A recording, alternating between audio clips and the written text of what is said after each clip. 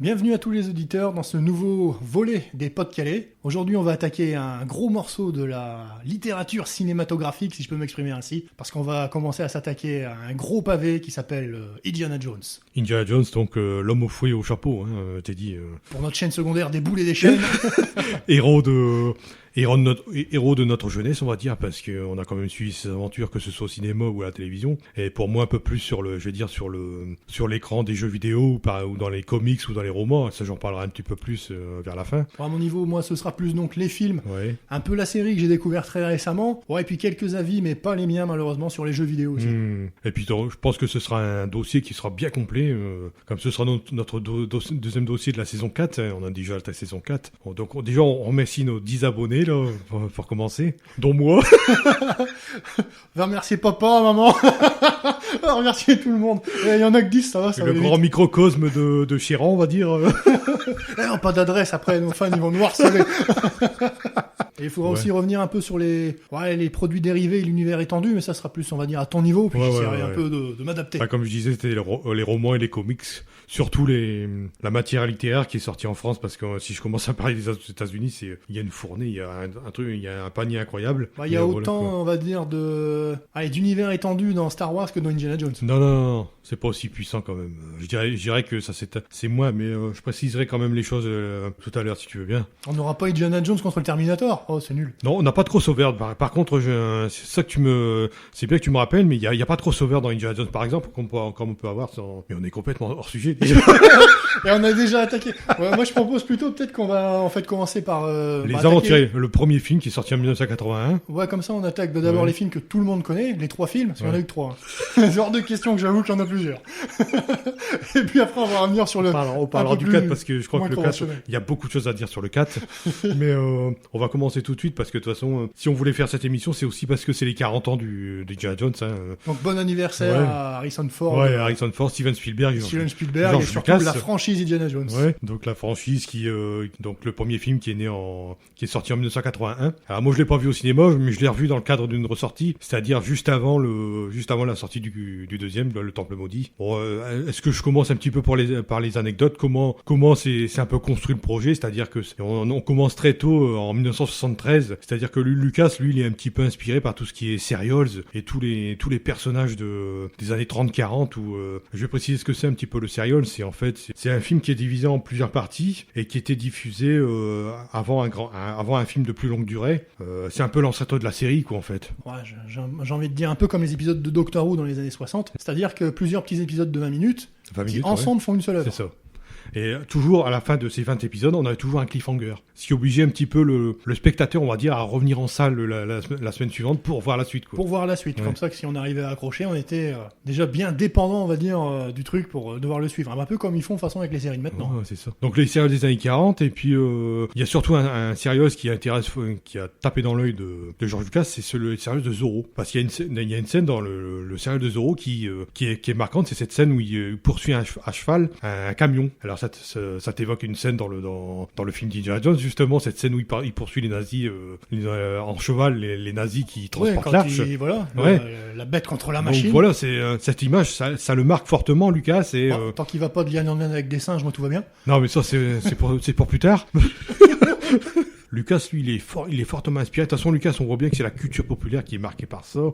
On sait que Flash Gordon a fortement inspiré Star Wars, évidemment. Ça, on y reviendra dans un gros dossier qu'on va faire l'année prochaine. Il y a aussi plein de personnages qui apparaissent entre-temps, mais lui, Lucas, il se focalise sur tout ce qui est sérieux d'aventure et de figures d'aventure, un petit peu comme Alan Quatermain. Je sais pas si tu as un petit peu entendu parler d'Alan Quatermain. Je connais beaucoup les Alan Quatermain, mais plus alors celui avec Patrick Swayze, désolé, et un avec je sais plus lequel. C'était Richard Chamberlain que tu l'as vu, celui-là. Ouais, j'en ai vu 2 en fait, d'Alan Quatermain, puis 3 si on compte la Ligue des Gentlemen Extraordinaires. Mais sinon, il y avait un film qui était sorti avec Stewart Granger dans les années 50, et ça s'appelait Alan Quatermain, les mines du roi Salomon. Et ce film, il y a une grosse influence sur Indiana Jones, justement, déjà. Mais tu vois, il a su s'en inspirer, on va dire, mais pourtant, il a créé carrément une mythologie derrière. Tu vois, il s'est pas fait qu'un vulgaire copier-coller. Il a carrément recréé un univers derrière. C'est un peu la même démarche qu'avec Star Wars, hein. C'est-à-dire que il prend beaucoup de codes des serials, c'est-à-dire Flash Gordon était un serial, et Buck Rogers aussi, et il prend un peu à droite. Star Wars, c'est du médiéval, du Bushido, du médiéval, ouais. du space opéra, les codes du médiéval, les codes du Japon du Bushido, exactement.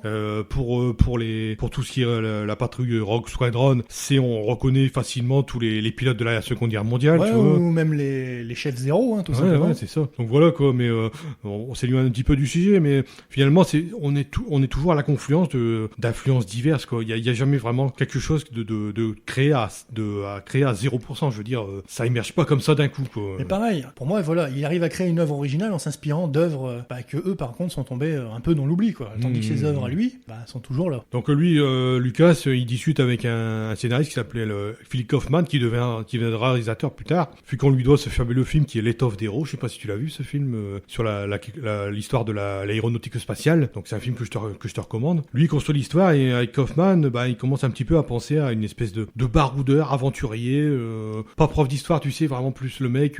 L'aventurier. Pas ce côté clean, tu sais, un petit peu roublard sur les bords. Et on va aller en quête d'un trésor mystique, tu sais. Et justement, Kaufman, il pense à l'Arche de l'Alliance. Donc, l'Arche de l'Alliance, qu'il faut rappeler, dans la Bible, contient les 10 commandements, quoi. Contient les 10 commandements, et aussi, un peu mystique, parce qu'on sait pas ce que c'est. Je veux dire, avant Indiana Jones, personne s'intéressait, à part, bien sûr, les personnes concernées, on va dire, par l'Arche de l'Alliance, mais sinon, dans le spectateur lambda, on savait pas trop ce que c'était. Non, parce que il l'a su parce qu'il a regardé l'immense film de Cecil B. DeMille avec Charlton Heston, les 10 commandements, qui est quand même un monument du péplum, moi, que je regarde une fois par an. Quand on n'est pas avec les 11 commandements de Michael Youn, ça n'a rien à voir. Rien du tout. On n'est pas du tout du même niveau. Alors là, c'est vraiment pas, j'ai l'impression que c'est même pas les torchons et les serviettes, c'est le fond de cuvette de chiottes, quoi. Ouais, on compare de la merde et de la truffe. Ouais.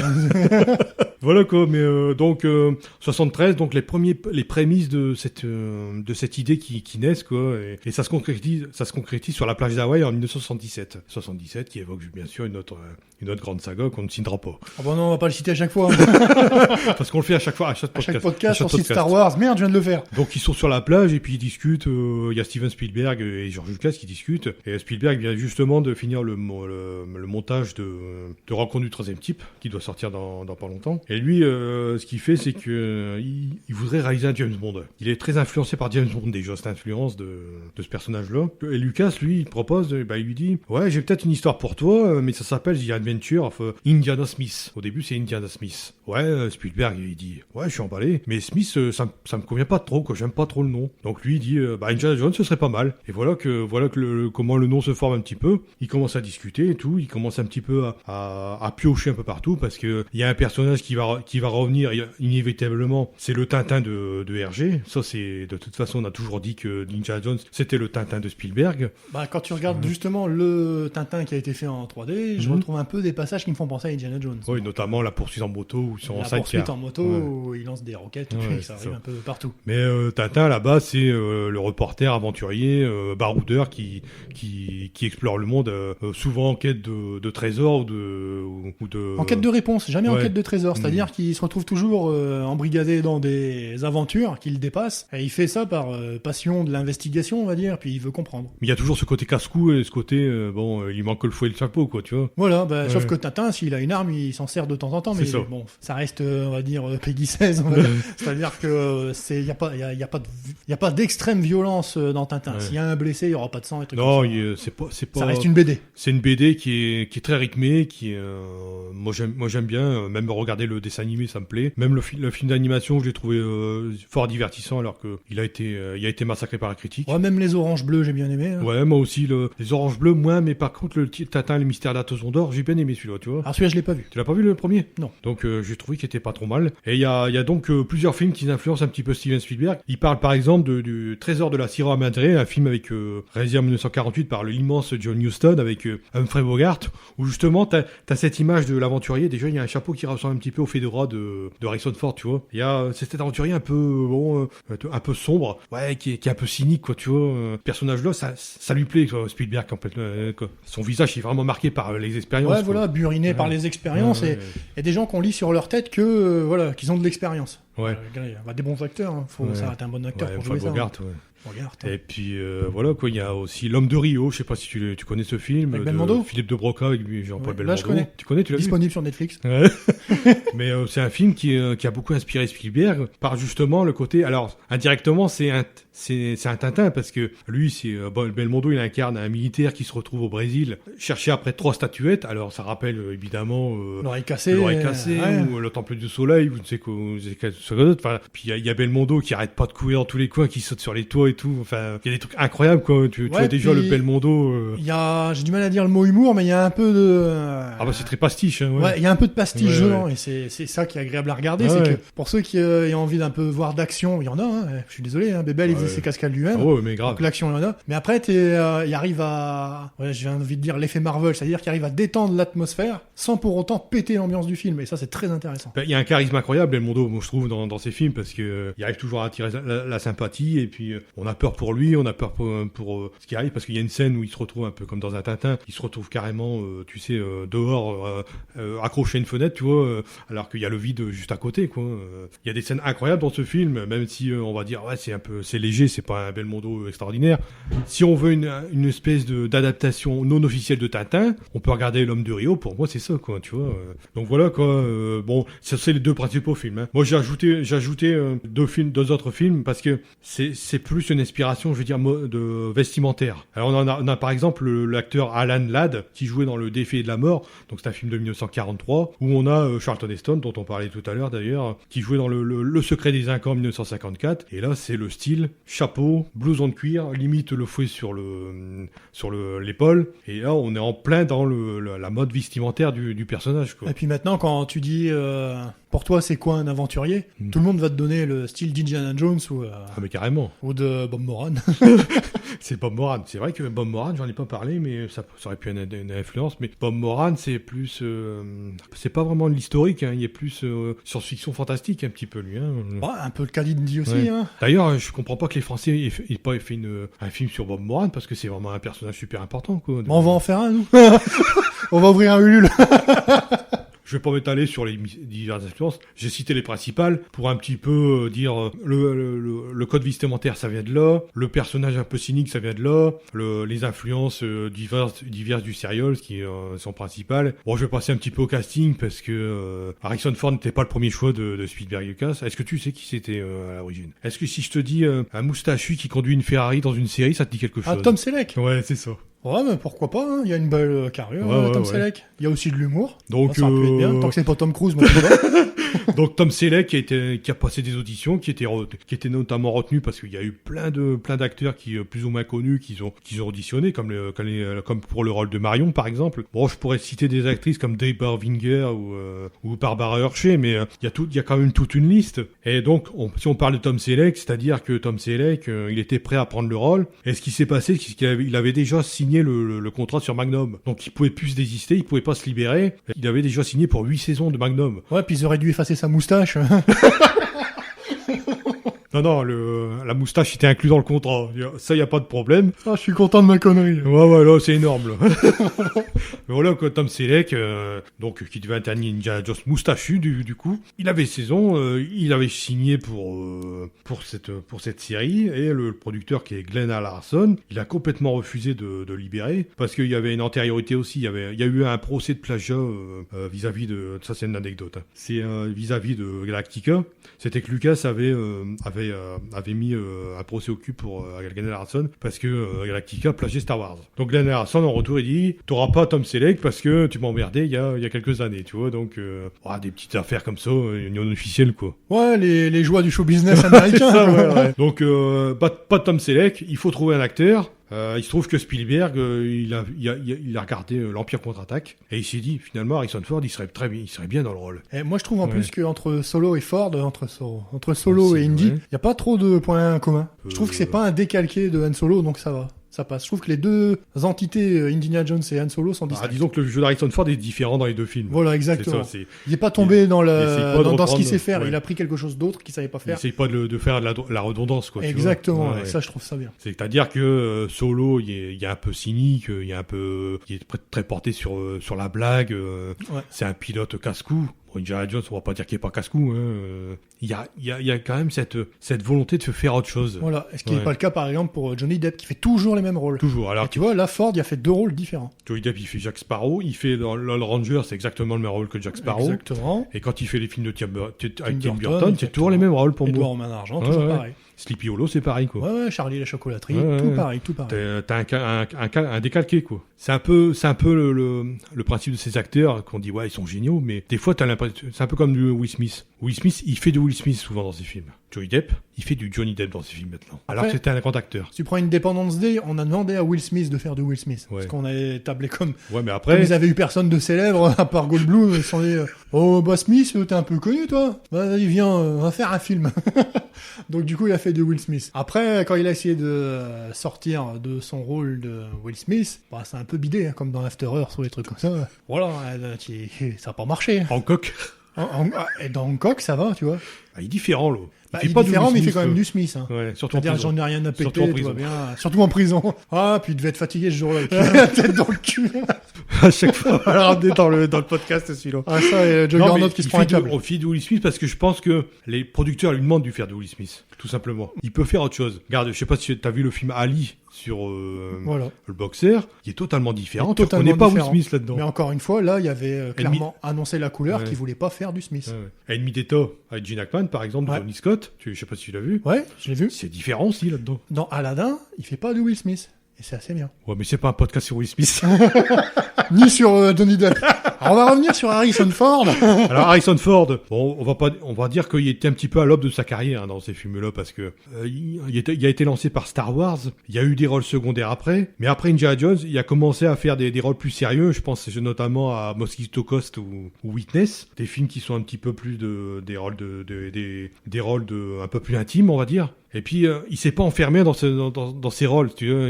On va pas lui dire tu vas faire un autre aventurier dans un autre film, tu vois. Il a voulu varier ses rôles dans les années 80-90. Bah, des fois ça a bidé, mais ça a au moins le mérite de t'essayes autre chose, t'es un acteur, tu t'enfermes dans un rôle dans un acteur, t'es plus un acteur, t'es une marque. Comme un film que t'adores, Blade Runner, quoi, tu vois. Ah oui, voilà. Excellent si vous avez envie de dormir, celui-là. Excellent, culte, moi j'adore. Oh, ouais, mais c'est chacun ses opinions, hein. Toi tu t'endors, mais t'es pas le seul, hein. Moi je sais qu'il y a Blade Runner, et il y en a qui sont complètement hermétiques. Quand tu le vois dans Blade Runner, tu vois un autre personnage que dans Indiana Jones ou Star Wars. Tu vois pas Harrison, tu vois. Ça c'est un acteur, c'est-à-dire que c'est pas une marque Harrison Ford, c'est un acteur. Ouais. Les autres, c'est une marque. C'est une marque Will Smith, c'est une marque... la marque de Depp, on reconnaît. Et ben Harrison Ford, il est mieux que... il peut jouer autre chose que l'aventurier un peu... Il y a une palette, quoi. Un peu dragueur ou je sais pas quoi. Bon, on va pas décrire sur la carrière d'Harrison Ford. Peut-être qu'on reviendra aussi sur ses erreurs qu'il a commises, notamment un quatrième de triste mémoire. Mais il n'y a pas qu'à. Puis la plus grosse erreur qu'il ait commis à Harrison Ford, c'est de pas être abonné à notre podcast. Harrison, abonne-toi. Soutiens-nous. On t'enverra un porte-clés. On t'enverra notre logo. En PNG. Par Toolbox, voilà. Non, c'est la fin, les sponsors, c'est à la fin. Ah, les sponsors, c'est à la fin. Alors, on revient à Les Aventures de l'Ars perdu, donc réalisé par Steven Spielberg, écrit par George Lucas et Laurence Kasdan. Laurence Kasdan, qui est comme un grand scénariste, qui a écrit le scénario du plus grand Star Wars de tous les temps, c'est l'Empire contre-attaque, bien sûr. Et pour résumer, je vais rappeler un petit peu les faits, c'est que, au début, ça démarre. Déjà, t'as des codes qui s'instaurent dans les films Indiana Jones. T'as déjà le logo de la Paramount qui apparaît, et qui fait une espèce de transition avec le décor derrière. Ouais. Là, c'était une montagne. Enfin, après, dans le 2, ça serait une autre montagne. Après, ça sera encore une montagne. Après, dans le 4, ce sera malheureux, mais bon.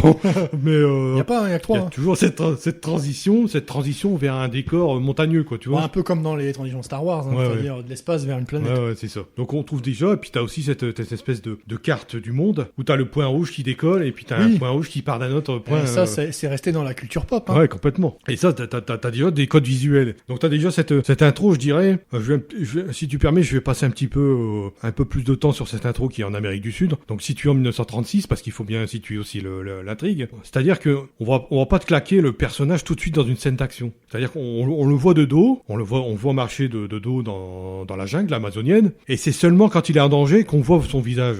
Souviens-toi de cette scène où t'as le guide qui est prêt à dégainer, et elle est magnifique cette scène en termes de mise en scène, en termes de réalisation. C'est que on voit qu'il entend, on voit sa tête, il se tourne, et puis lui, il dégaine, ça fait très western, hein, finalement, comme scène. Il dégaine, et puis il arrive quand même, et c'est là que il y a une iconisation, je dirais, à mort du personnage, c'est-à-dire que t'as la présentation du code du Christian Père, mais tu sais que le mec, c'est un archéologue, mais il manie le fouet comme un chef, quoi, tu vois. C'est ça le truc. Ouais. Donc il arrive dans ce temple, et puis c'est là, t'as déjà le truc avec les tu sens pas le fanboy, là, un petit peu? Pas du tout.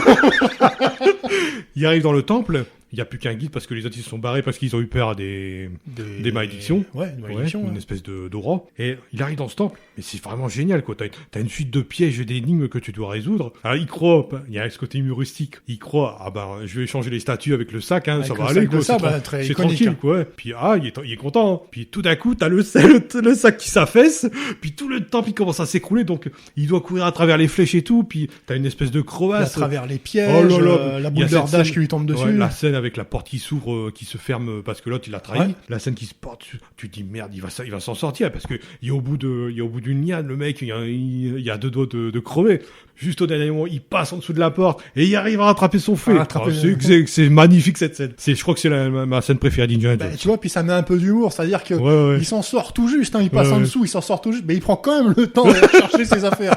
Le fouet, il faut le rattraper, quoi. Et là, tu te dis, ouais, c'est bien. C'est l'iconisation, mais tout le long de la scène, quoi, tu vois. Et du coup, ça le rend badass en plus. Ouais, complètement, mais et après, il s'en va, et puis tu découvres son visage son visage gentil, de petit gentil professeur, tu vois, tout l'inverse du personnage qui a été avant, quoi, tu vois. Puis tu vois, personnage badass, il est dans la jungle, il récupère son fouet, bon, pas de bol, il se fait avoir. Mais... Puis après, il arrive professeur, tu te dis, mais c'est pas la même personne. Tout timide, c'est un étudiant qui le drague ou quelque chose comme ça. Il y a même pas de confiance en lui, quoi. Il est tout gêné, il bégaye, et tu te dis, bah, c'est génial. T'as l'impression, en fait, de voir Clark Kent et Superman. T'as les deux faces d'un même personnage, quoi, c'est ça, le truc. Ouais, sauf que là, il joue pas, il est comme ça. C'est juste qu'il est badass quand il a une quête en tête.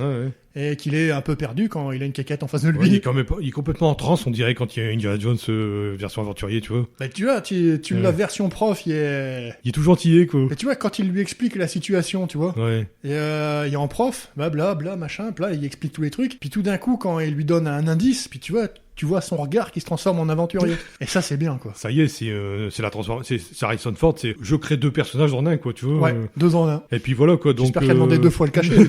Aussi. Donc il y a les services secrets qui viennent le voir à son collège, là, je sais plus, c'est son université. Bah, son université, hein. Pour lui dire que les nazis sont sur la piste de l'Arche d'Alliance, quoi, qui contient les 10 commandements. Ils savent pas ce qu'il y a dans le coffre. Les nazis croient qu'ils vont avoir le pouvoir absolu avec ça, tu vois, et qu'ils vont pouvoir contrôler le pouvoir de Dieu, quoi. Et après, ce qu'on savait pas dans les années 80 quand c'est sorti, c'est que c'est réel. Les nazis croyaient vraiment au pouvoir divin, au surnaturel, enfin voilà. Il y a eu beaucoup de recherches dans ce sens-là. Hitler a lancé beaucoup de recherches sur des objets un peu mystiques qui auraient des propriétés divines, quoi. Exactement. Lui, il remet son habit d'aventurier. C'est à peu près une espèce de quête d'énigme d'artefacts, quoi, finalement, parce qu'il atterrit au Népal où il y a le bar de Marion. Ouais, enfin, comme par hasard, il connaît tous ceux qui ont la solution à ces problèmes. Ouais, bon, après, faut faciliter le scénario. Mais ça va, c'est assez bien amené. Enfin, il y a ce côté un petit peu marrant, on va dire, avec Marion, parce que il a largué, parce que bon, c'est un peu le côté négatif du personnage, c'est que bon, il a largué comme ça, parce que il a laissé tomber. Donc Marion lui en veut. Déjà, t'as cette très belle scène où il arrive. Bon, elle fait un concours, c'est marrant cette scène. Quand elle fait le concours de verre, là. De picole. Elle est tellement blindée d'alcool que l'autre, il s'écroule, le mec. Bon, elle se retrouve tout seul, et puis elle ferme la porte, mais en fait, non. Tu vois son ombre qui est projeté sur le mur, je sais pas si tu te souviens de cette scène. Ah, tu dis, ah, bah d'accord. Iconisation numéro 2, tu vois. Voilà, exactement. Iconisation du personnage. Il arrive. Reconnaissez-le à sa silhouette. Ouais. Ce qui arrive maintenant. La silhouette, ouais. Et puis il fait son sourire de charmeur, mais ça marche pas, tu vois. C'est ça que c'était marrant parce qu'il se prend un claquot, quoi, tu vois. Bah ouais. Donc ils discutent. C'est le surhomme qui est d'un coup retour sur terre. Mais complètement, quoi. Salut, beauté. Oui, bah t'attends comme les autres. Voilà. C'est le mec macho, quoi, mais il est vite remis en place, quoi. Parce que Marion, c'est un personnage, j'aime bien, c'est un beau personnage de femme forte qui va jamais se laisser faire pendant tout le film. Mais encore de femme forte, et puis après, quand elle se fait enlever dans les marchés, ça vient une quiche, quoi. Ouais, c'est ça. C'est un peu dommage. Mais là, elle se laisse pas faire parce qu'après, en fait, il recherche le médaillon de Ra, tu sais, pour pouvoir localiser la cité de Tanis. Donc lui, il passe à marcher, mais elle lui dit de revenir du lendemain. Mais le problème, c'est qu'il y a les nazis qui arrivent entre temps. Et eux, ils sont pas bons. Eux, ils sont prêts à torturer pour avoir l'objet. Ouais, pourtant, je sais pas si c'était vraiment le cas. Oh putain, on va se faire striker. Donc il y a ce nazi avec les lunettes là, très sadique. Ah, ou les Qui arrive, méchants. c'est, Alors, Indiana Jones, les méchants, ils ont des têtes de méchants. Hein. Le problème, ouais, je vais dire, est-ce que c'est le problème parce que ça passe plutôt bien parce que c'est un serial déjà. Forcément, il y a aucune nuance dans les méchants. Quoi. Non, pas de nuance. Ils sont tous salopards. Quoi. Ouais, c'est... Même l'archéologue français, là, le Belloc, c'est un salopard de fini. Ouais, Quoi. c'est- Il y a aucune nuance le mec. Hein. c'est tous des enfoirés. Ouais. Alors les Français collabos tout ce que tu veux là-dedans. Oh, alors, si vous aviez pas compris le message, et qu'on vient vous de l'apprendre, c'est qu'il faut retirer la merde que vous avez dans les yeux. Parce que là, Donc le mec ouais. prêt à tout quoi. prêt à tout. Collabo, quoi. Exactement Ouais. comme tu dis. Il y a cette superbe scène d'action qui s'enchaîne parce que apparemment Indiana Jones, il y avait quand même vu qu'il avait été suivi par les nazis. Superbe scène où baraque prend en feu, tout il s'écroule, donc forcément il est obligé de la prendre avec elle. Donc direction l'Égypte où là il retrouve son pote Salah qui est joué par, j'avais pas dit, Marion Ravenwood, joué par Karen Allen, dont on a parlé il y a pas très longtemps. Je sais pas si tu te souviens, c'était elle qui jouait avec Jeff Bridges dans Starman. Et donc il y a Salah, son copain qu'il connaît depuis quelques années là, le terrassier comme il l'appelle d'Égypte, qui est joué par John Rhys Davis. Donc John Rhys Davis, on l'a vu avec son maquillage, il jouait dans Gimli dans Le Seigneur des Anneaux. Le Seigneur des Anneaux et dans Sliders aussi, le professeur. C'est vrai, c'était le professeur, je sais plus comment. Le professeur. Ouais, le professeur. Enfin, c'est un gros barbu, quoi. Ouais, peut-être reconnaissable. Ouais. Donc, Salah qui est très courageux parce que bon, il l'aide quand même à aller sur le chantier où il y a les fouilles, justement. Et les nazis, en fait, apparemment, ils ont trouvé un indice parce que il y a le médaillon qui a été gravé dans la quand main ça a du mec. brûlé, petit Hitler, il a voulu attraper le médaillon, il se l'est gravé dans la main. Mais Le Gestapo, quoi. Ouais. Heureusement, il avait qu'une face, le médaillon. Donc voilà, quoi, il traduit, puis il y a cette scène avec la date, là, tu sais, où on ralentit, où les dates sont empoisonnées avec le petit singe, parce qu'il y a l'histoire du petit singe aussi. Bon, je veux pas dire toutes les scènes, parce que bon, il c'est rattrape trop long. la date en vol, tu vois, encore une scène iconique. Ouais, mauvaise ces dates. T'as le petit singe et tout, et puis t'as cette scène où Marion se fait enlever aussi. Alors tu vois, c'est ça, je te dis. Tu passes de femme forte à pauvre victime, quoi. Ouais, là, elle est complètement... et puis elle fait, à part crier Indy, elle fait rien. Elle est spectatrice, quoi, quasiment, quoi. Ouais, elle suit. Et là, t'as Indiana Jones, et puis t'as cette scène que t'aurais certainement adoré, c'est quand tout le monde s'écarte, et puis t'as l'espèce de guerrier avec son sabre qui commence à faire son truc. Là, je vois, il commence à faire son truc, puis là, il le tire d'une balle, quoi. Et en fait, c'est arrivé, normalement, il devait y avoir un vrai combat entre les deux. Si il a été tourné ce combat. Ça, c'est une anecdote, si tu permets. Puis il y avait la chiasse, en fait. En plus, ouais, donc le problème, c'est que il tourne cette scène, il y a l'autre qui fait son show avec son sabre, il y a Indy qui fait son show avec son fouet. T'as le mec qui fonce avec son sabre, on le voit dans une scène coupée, il fonce dans l'étalage de marché contre son sabre, donc tout qui explose, puis Indy lui fait une patate. Ça devait normalement se finir comme ça. Mais comme tu disais, il y a la chaleur qui joue beaucoup. Ouais. Apparemment, ils avaient bouffé quelque chose qui était pas très bon. Ah bah, tu l'as dit, ils étaient pas bonnes ces dates.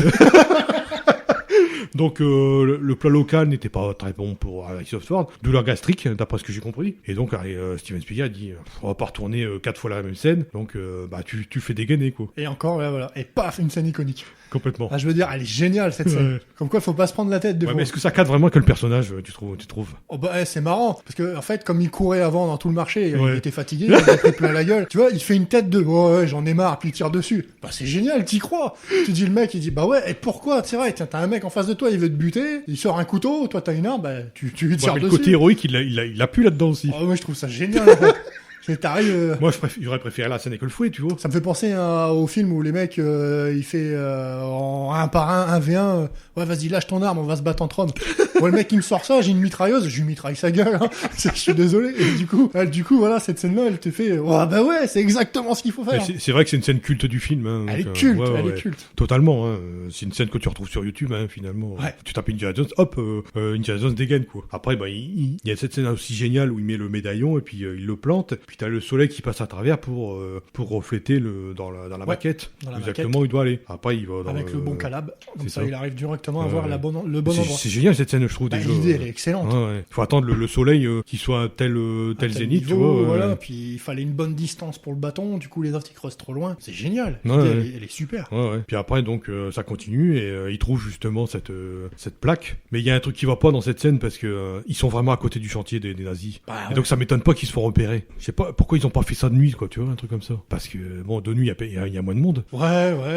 Bon, en plus, il y a plus de bruit. Après, de nuit, les scènes, elles auraient été moins visuelles. Ouais. Il y a même cette scène où, à un moment, il y a Indiana Jones, c'est comme ça, il est enthousiaste devant le fait qu'ils ouvrent la plaque. Le ciel qui gronde d'un coup, comme si il y avait quelque chose de terrible qui allait se préparer, quoi, tu vois. Ouais, on rentre dans l'iconographie. Donc, il descend dans cette pas de bol, c'est des serpents. Et on l'a dit, c'est dans l'une des faiblesses d'Indiana Jones, c'est qu'il déteste les serpents. C'est sa kryptonite. Ouais. Et ça, on le verra pourquoi dans le 3. Donc il descend, et puis avec ça là, il ramène l'Arche d'Alliance. Ah, pas de bol, il se fait capter par le chef nazi, et puis le Belloc, là, le traître français. On peut bien le préciser, le traître français. Ah ouais, bah, pour les Américains, l'un va pas sans l'autre. Hein. Donc ils sont enfermés. Il y a toute cette scène où ils essayent avec Marion qui d'ailleurs Marion elle fait une belle chute. Hein. Il y a pas de casse. Hein. Alors que c'est quand même assez profond comme trou. Ah hein. quand même. Donc elle atterrit directement sur les épaules d'Indiana Jones, tu vois le truc. Puis touche-moi pas ça salopard. Enfin elle leur va mort parce que elle l'avait rencontré mais elle l'avait pas délivré quoi, tu vois. Donc il fait encore un coup de pute quoi quelque part. Voilà quoi. Bon ils arrivent à sortir et puis là t'as toute cette scène d'action qui s'enchaîne quoi quasiment avec je disais tout à l'heure la scène où il prend le cheval pour poursuivre le camion avec les nazis. Et là, ça dure longtemps, la poursuite. Hein. Il passe au-dessus du camion, il passe en dessous du camion. Ah bah, ouais, puis il se fait traîner, il repasse par devant. Il tient avec une espèce de corde, il se fait traîner par le truc. Ça fait vraiment western, quoi. C'est typiquement western, cette scène. Ah ouais, ça fait entre course-poursuite, cascade et western. C'est terrible, quoi. Mais, et ensuite, il arrive, puis il va sur le bateau, et puis t'as le capitaine, et puis il se fait attraper par le sous-marin nazi, hein, il me semble, c'est quelque chose comme ça. Oh, je serais bleu de dire. Enfin bref, ils sont accostés une fois de plus par les nazis, ils sont encore une fois de plus. Lui, il se planque, Marion, une nouvelle fois prisonnière. Comme toi tu disais tout à l'heure, elle devient spectatrice. Elle devient victime. Ouais. Et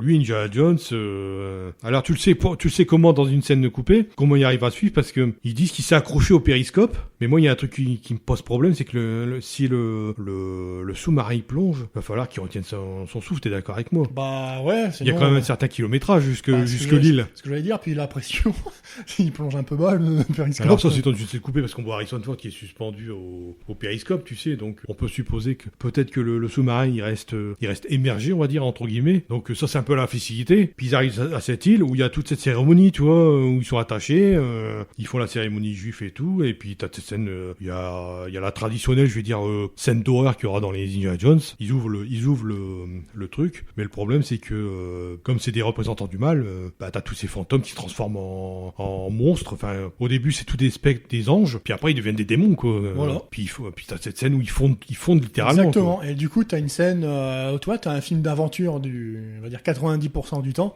et qui devient un peu fantastique les dernières minutes quoi. Là t'es dans l'horreur quoi carrément, parce que c'est gore hein, quand même quand ils fondent. Ah ouais, t'as l'impression qu'ils ont été faire un tour à Gravelines.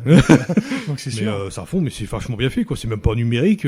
Tout est fait de. De toute façon je vais revenir sur les effets spéciaux aussi parce que y a pas d'effets spéciaux numériques là-dedans. C'est tout ce qu'on appelle du matte painting. Enfin je sais pas si tu sais ce que c'est que le matte painting. C'est des peintures qui sont mises pour certaines scènes pour représenter en fait une scène, une ville ou un décor. Mais en fait c'est une peinture qui est tellement réaliste que tu peux faire évoluer les acteurs devant, tu vois. Ouais, c'est plus réaliste que le fond vert de Thor Ragnarok. C'est ça. Tu vois, les fonds verts ont tendance à être dégueulasses alors que le matte painting il reste. Forcément, parce que le grain de la pellicule du coup il reste le même. Donc du coup, il y a des moments ça se voit un petit peu, surtout dans le 2. C'est fake, mais je veux dire ça le fait quoi. Il y a cette scène par exemple où je sais pas si tu te souviens où il y a le Jeep qui tombe dans un ravin. Mais ça c'est un matte painting en fait. Mais il y en a plein. Il y a aussi le côté artisanal avec les poupées. Donc les trois là qui fondent, c'est tout de l'artisanal. Et là c'est vrai qu'on doit quand même souligner et féliciter pour la qualité des effets spéciaux quoi dans ce film. Hein. Ils sont bons pour l'époque, c'est très bon. Hein. Puis au niveau montage, tout ça, au niveau narratif, au niveau montage, mais c'est parfait quoi, comme film. Et c'est dynamique. Tu t'ennuies moins dans le Indiana Jones 1 que dans certains films où il y a du ventre mou entre deux. Ça. Là, il y a le ventre, il y a pas le temps d'être mou, qu'il y a un rebondissement derrière et puis ça s'enchaîne, ça c'est bien. Le rythme des Indiana Jones, à part certains, et en plus, est bien. En plus, il fait 1h50 même pas, donc c'est 1h50, tu vois pas passer quoi. Non, tu les vois pas passer. Puis t'as plaisir à revoir quoi. Un film que malgré le fait que tu connaisses, on va dire tout par cœur, on peut re-regarder ce film sans s'ennuyer. Il y a le côté suspense qui reste. Tu sais ce qui va arriver, mais t'as peur quand même. Ouais, puis il y a le côté humour qui reste aussi, et puis le mec badass qui est pas si badass que ça, mais si, il est quand même badass. Quand même. Ouais, c'est marrant. Pour un personnage comme ça, c'est bien trouvé. Alors moi, l'inconvénient d'Indiana Jones 1, c'est que la première fois que je l'ai vu, forcément, c'était à la télé. Donc moi, la fin, je l'ai vu après. Parce que les parents, je sais pas, moi, ils m'ont demandé d'aller me coucher. Si moi je connais pas. Voilà, c'est tout. La fin, elle a récupéré l'arche, ça dégage. Bon, après on comprend pourquoi plus tard. Mais ça, tu vois, je te disais la dernière fois, il y a des films que j'ai pas besoin d'aller voir au cinéma, je peux regarder à la télé, ça me suffit. Ce film-là, non. J'aimerais bien le retourner le voir au cinéma. Bah écoute, je serais le premier à t'inviter à aller au cinéma, Voilà. bien sûr un écran géant, tu vois, un truc comme tu ça. vois, ce film, il y a de l'ambiance, il y a de l'action, tu te sens pris tu te sens concerné pour le personnage. Un peu dommage que la femme forte soit faible. Ouais. En même temps, c'était la mode à l'époque, hein, donc forcément, il fallait la demoiselle à Ouais, mais sauver. il y a un petit plus chez le personnage de Marion, je trouve. Mais veux dire, il y a de l'humour, il y a de l'action, il y a de l'archéologie, du Tomb Raider avant l'heure en fait. C'est-à-dire que t'es pris dans le truc et puis à la fin il y a de j'irais dire, film d'horreur, science-fiction, il y a des trucs à voir. Il y a le côté mystique aussi dans le film. T'as un côté mystique et du coup ça te fait un mélange que même des années, des décennies plus tard, et t'arrives toujours à regarder, ça prend pas un coup de vieux. Non, c'est vrai que c'est intemporel quelque part. Intemporel. Moi je peux remontrer un Indiana Jones comme maintenant, je me sens bien dans l'époque. Ouais. Et c'est le côté avantageux d'avoir fait ça dans les années 40. Les véhicules peuvent pas mal vieillir, les histoires peuvent pas mal vieillir, les personnages peuvent pas mal vieillir parce que ancrés dans le passé et sur une histoire que tout le monde est censé au moins connaître. Les nazis c'est des méchants, les Américains c'est des gentils et les Français c'est des collabos. Et les Égyptiens ils sont bons, ils sont quand même bons serviteurs on va dire. Voilà, bons serviteurs. Ça fait très colonial comme ambiance. On est un petit peu trop dans les stéréotypes quoi dans ce film hein, quand même quelque part. Ouais, c'est parce que là c'était qu'en 40, il n'y avait pas encore de communistes, mais sinon ouais voilà. Mais Indiana Jones par certains côtés, moi je trouve qu'il y a un côté un peu cynique quoi je trouve quelque part. Moi ce que j'aime bien c'est la fin, on a trouvé l'Arche d'Alliance, clairement tu te dis, le mec il se dit on n'aurait pas dû chercher ça, hein. Ça vaut pas le coup de chercher on ça. n'aurait pas dû la déterrer quoi, ouais, c'est voilà. ça. Il aurait fallu la laisser où elle finit dans la zone 51 à la fin mais ouais, puis il sait pas lui. C'est-à-dire que vous l'avez mis où, c'est top secret et puis tu vois sur sa tête. C'est là encore bon jeu d'acteur, tu vois sur sa tête que il est contrarié quoi. Qu'il est contrarié et que c'est peut-être pas quelque chose qu'il faut garder pour l'humanité. Ouais. Mais il y croyait pas au début d'histoire de. Puis c'est génial, c'est que tu sais pas ce que c'est l'Arche d'Alliance, même encore après, tu sais pas ce que c'est. Ça reste un mystère. Ça reste un mystère, c'est-à-dire elle fait ça, l'effet c'est ça, tu sais pas si c'est divin, tu sais pas si c'est technologique, tu sais pas si c'est des extraterrestres. On va pas parler du 4 maintenant. Hein. Il y a des mystères qui sont pas faits pour être résolus. Pour un film d'aventurier qui est censé bien se finir, il se finit pas tant bien que ça en fait. Hein. On voit un mec qui est dans une allée là, il met la caisse. Après, tout le film sert à rien. Imagine que ça explose ou que ça libère le truc. Non, mais même tout le film sert à rien. Le film il sert à rien en lui-même. Ah ouais. Si les nazis avaient trouvé la boîte, il serait mort. Tu veux dire que le personnage Indiana Jones, il aurait pas trouvé, ça aurait été pareil. Tout ce qu'il a fait, ça a servi à rien. Parce que même s'ils avaient trouvé la boîte, qu'ils l'avaient ouvert, ils seraient tous morts. Et puis s'ils s'étaient trompés d'endroit, ils auraient continué à chercher. Mais de toute façon, tous les nazis, ils auraient été morts avant de pouvoir s'en servir. De ce point de vue, t'as raison, hein, finalement. Ouais. Après, le seul truc bien, c'est que du coup, la boîte maintenant, elle est aux États-Unis. Alors, je sais pas si c'est bien. Surtout dans un entrepôt avec d'autres caisses. Et qui risque d'être pillé. Ou oublié. Ou bien qui prend feu ou je sais pas quoi, ou qui arrive à un accident. Noirci un moment, il me semble, même. On la voit, il y a un petit clin d'œil. Dans le 4, on la voit à l'Arche de l'Alliance. Hein. À un moment, il y a une scène où il tourne, t'as les caisses qui tombent, puis t'as la caisse, elle est ouverte et on voit que c'est l'Arche de l'Alliance. Je dis, ça va, alors. Ils vont bientôt libérer les fantômes tout à l'heure. Ouais. Non, mais c'est après, parce qu'après, il y a Ghostbusters qui arrive. Bon, mais ça, c'est autre chose. Hein. C'est quand même des fantômes des esprits qui viennent de je sais pas où. D'ailleurs, on sait pas si c'est divin ou si c'est maléfique. Apparemment, c'est bienveillant parce que comme ils ferment les yeux, ils sont pas exposés, mais une pirouette que j'ai pas bien compris, mais bon, c'est un peu facile. Non, si, tu connais, c'est ta gueule, c'est magique. Ta gueule, c'est Lucas. Moi, je vais dire chef-d'œuvre quand même parce que. Non, clairement chef-d'œuvre. Voilà, tu peux critiquer le déroulement du film, mais ce genre de film, ça court pas les rues. Les genres de films où plus de 40 ans après, tu peux continuer à les regarder. Je suis désolé, ça court pas les rues. Je vais rajouter quelques anecdotes vite fait quoi. Le tournage qui a eu lieu en Tunisie pour les scènes en Égypte, tu vois par exemple La Rochelle pour la scène du sous-marin dans le hangar. Il y a la scène d'ouverture, elle a été tournée à Hawaï. Et puis tout ce qui est intérieur, c'était dans les studios d'Elstree. C'est un studio qui est quand même réputé pour avoir accueilli pas mal de grands tournages, qui est situé près de Londres. Puis il y a 3 scènes qui ont été coupées. Alors je vais te les citer, tu vas me dire. Ça fait une belle transition avec le film suivant en fait, parce qu'en fait on a la scène du gong géant qui devait apparaître dans le film, et on a la scène du canot parachute, donc le canot qui dévale la pente, et puis t'as la scène des wagons surtout, hein, qui devait aussi apparaître dans le. Donc ces scènes, elles étaient sur storyboard, mais elles n'ont pas été retenues parce que pour cause de budget, ils avaient peur que ça explose, donc ils n'ont pas fait dans la surenchère. Et finalement, ils ont recyclé pour le suivant, qui est sorti en 1984, Indiana Jones et le Temple Maudit, en anglais, Indiana Jones and Temple of Doom. Rien à voir avec Doctor Doom et Fatalis. Donc après Raiders of the Lost Ark, Indiana Jones, donc c'est une espèce de préquel au premier en fait, parce que ça se déroule 1 an avant. Donc on aura la scène d'intro, c'est Shanghai 1935, dans le bar, le club Obi-Wan. Je sais pas si tu l'as marqué ça. Je suis pas assez fanboy. Donc on sort quand même le club Obi-Wan, et là il y a une espèce de transaction qui tourne mal, puis t'as cette scène du gong géant qui roule pour qui se protège des malfrats entre il y a une espèce de triade chinoise. Ouais, voilà, oh putain, les Yakuza, les triades. T'as raison, ça a fait au cliché. Donc c'est les triades qui veulent récupérer une espèce de cendre, je sais pas quel empereur, et ça tourne mal, donc ils embarquent avec la chanteuse, qui est jouée par Kat Capshaw, et avec le gamin qui est 2001, qui est joué par Ke-Huy Quan, qu'on le retrouvera dans les Goonies d'ailleurs, qui fera partie des 5 Goonies, il me semble. D'accord. Donc il y a cette poursuite dans Shanghai avec cette grosse voiture, tu sais vraiment... Ah ouais, c'est le gamin qui conduit en plus. Ouais, en plus, ouais. Avec sa voix Dr. Jones. Très caricatural quand même la voix. Non, c'est jamais caricatural. Je dois dire que pour l'époque ça passait bien. Malheureusement, oui. En plus ce gamin il est vachement débrouillard, je trouve que c'est un beau personnage aussi. Ah, tu vois, un gamin fort. Par contre, je sais pas si c'est le jeu de l'actrice ou si l'écriture du personnage, mais j'ai trouvé le personnage de... c'était, comment elle s'appelle, Willie Scott. À part ces scènes de dégoût dans les repas, mais sinon c'est moins iconique. Insupportable, moi je la trouve insupportable comme personnage. Moi je la trouve juste moins iconique, moins grave. C'est complètement aux antipodes de Marion, quoi. Elle fait que gueuler, elle fait que se plaindre. Une vraie femme, quoi. Le mec misogyne, quoi. Oh, oui, attention, oui. Ce podcast est misogyne, hein. On va mettre un message au début. Alerte misogyne. Mais insupportable.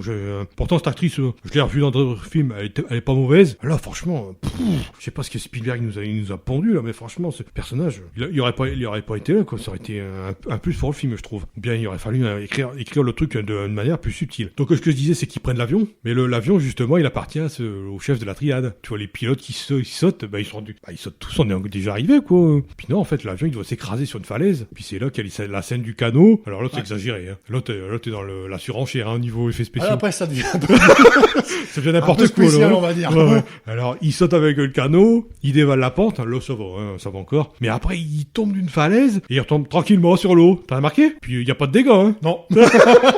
Alors, j'ai dit, ça, déjà, c'est trop. Et puis, il arrive dans un village indien, il est accueilli par un chef, et puis, il lui dit que, ils ont perdu les pierres de Sankara, qui assuraient un petit peu la protection du village. Ouais, c'est ça, il y a encore une notion de mystique quelque part. Ouais. Je vais dire la prospérité du village quelque part, et donc il dit bah ouais, mais il y a un palais pas loin, donc ils se rendent au palais. Puis là il y a la fameuse scène du souper, quoi. Voilà, c'est ce que je veux dire. Et là c'est la surenchère aussi, là. Et là l'actrice est agaçante dans ces scènes. Ah oui, complètement. Ça et les scènes où elle met ses mains dans les mécanismes, mais sinon voilà. Ah oui, non, mais on parle quand même déjà du repas avec il ouvre le serpent, il y a plein de serpents qui déboulent. Voilà. Elle remue la soupe, il y a des yeux. Ça c'est de la surenchère dans le dégueu, quoi. Non, c'est dégueulasse, c'est inutile, quoi. Ouais, l'impression de manger. Puis après t'as le crâne de singe, ils ouvrent le crâne de singe, mais en plus il y a des filaments. Ouais, puis pour renforcer un peu l'aspect dégueu, tu vois. Ouais, c'est à la limite s'il bat pas encore le cerveau, quoi. Ah, complètement. J'ai trouvé ça, mais je trouve qu'on force un peu sur le... Ah bah tu parlais de caricature. Ah mais à mort. Là on est dedans. C'est le problème du 2, moi je trouve, c'est on pousse l'humour à l'extrême, et c'est de l'humour qui est pas subtil, quoi, des fois. Non, c'est Bombouana et mes bons blancs, hein, c'est ça. Tu vois, c'est de l'humour très colonial. Nous on est civilisés, hein, voilà, et puis vous êtes des arriérés parce que voilà. Alors c'est peut-être pour ça que du cerveau, des machins, c'est dégueulasse. C'est peut-être pour ça que l'Inde a refusé d'accueillir le tournage, parce qu'il y a eu un problème, parce qu'il paraît que... Quand t'insultes ta culture, t'as pas envie qu'elle devenir. Hein. Ils devaient tourner le film en Inde, justement, et ils ont dû se rabattre sur le Sri Lanka, qui est un pays voisin, et peut-être qu'ils ont pas aimé cette image un peu négative de l'Inde, très négative, quoi. Tu vois, quelque part, c'était pas subtil de la part de Spielberg, quoi. Après, c'est de l'humour colonial, ça c'est... Mais par contre, là, il était bien tassé, quoi. On passe, je veux dire, un petit peu à la partie qui est le plus intéressante, que... J'ai du mal à le trouver plus intéressant, ce film, à moi, donc j'ai un peu... Ouais, il y a quelques scènes quand même il y a quelques scènes que je sauverais quand même. Donc il y a cette scène où là ça devient un peu plus intéressant. Cette histoire de je t'aime moi non plus, tu sais, quand il rentre dans la chambre. Dans les chambres, dans les palais. C'est nuche à mort, quoi. C'est vu partout. Et puis là t'as une espèce d'assassin qui sort du mur, puis qui essaye de l'étrangler. Puis là t'as la première scène un petit peu, il balance son fouet autour du ventilateur. Et le gosse s'étrangle, quoi. C'est pas mal cette scène, je trouve. Puis il découvre qu'il y a des... Là ça commence à devenir intéressant. Il découvre qu'il y a des passages secrets. Des passages secrets, et puis ça mène à une espèce espèce de temple souterrain. Temple maudit, Ouais. Temple of Doom. Le temple du destin en français. Hein. Donc ils arrivent là, et puis ils sont à trois, puis ils regardent la scène, et puis là c'est la scène où j'étais un petit peu écœuré quand j'étais gamin. Ils sacrifient un jeune sur une plaque de métal. Ouais, Kalima Shopkey. Ouais. Il enfonce ses doigts dans le cœur et puis il arrache le cœur. Mais je crois que c'est un effet numérique là parce que on voit le. Ah oui, c'est pas un vrai mec qui meurt. Non, mais on voit non, je veux dire c'est pas mécanique. On voit le cœur qui se referme, mais j'ai l'impression que c'est numérique cette affaire. J'aurais du mal à Ouais. dire, mais. Donc le cœur, mais il saigne pas comme le mec est encore vivant. Ah. Parce Ouais. que bon, je sais pas quoi, mais bon. Ah, c'est Et magique. puis t'as là, tu sais, puis le gars il descend dans la lave, puis t'as le cœur qui brûle à moi. Alors là, il y a pas mal. Hein. Ça brûle pas ça. Ouais, faut dire que les mecs ils sont tous sous contrôle parce que ils ont bu une espèce de liquide qui les rend un peu fous, qui les rend un peu drogués quoi. Bah justement, on sait pas si ça les anesthésie, si ça les drogue, si ça les convertit, tu sais pas. Je crois que c'est une espèce de truc de liquide qui font que leur cerveau il se soumet, tu vois, un truc comme ça. Donc Il y a ça et les émissions télé sur TF1. Bon. ou la TNT parce que c'est vraiment de la merde cette télé. Voilà quoi. Puis Indiana Jones, ce qu'il veut faire, c'est d'aller récupérer les pierres. Et puis voilà quoi. Puis mais il se fait avoir quand même. Donc il se fait prisonnier. Et eux ils se font avoir. Puis en plus il y a tous les pièges entre deux. J'avais pas dit Oui.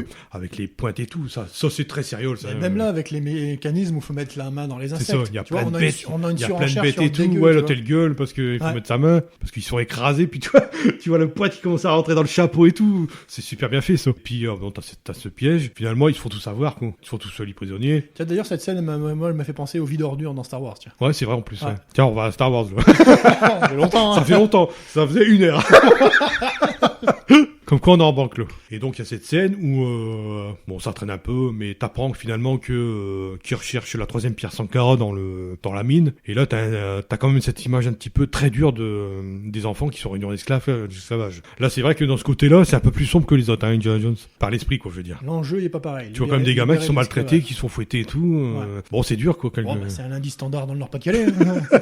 Non mais c'est quand même dur au niveau picturage, je veux dire, au niveau symbolique, tu vois. Oui, clairement. Donc oui, 2001, il est là-dedans, un peu par hasard, et puis il y a Indiana Jones qui est fait prisonnier, mais lui, ils lui font boire le liquide, donc du coup, il est prêt à sacrifier la blonde. Je dis, bon allez, on va se débarrasser d'elle, c'est bon quoi. Ouais, puis un coup de Ouais. flamme sur la tête, et il sort de sa torpeur. Ouais, mais ça vient parce que en fait, il y a un soldat qui s'est pris un coup il y a une espèce de rocher qui a explosé, qui a eu de la lave qui l'a touché, donc la douleur, ça le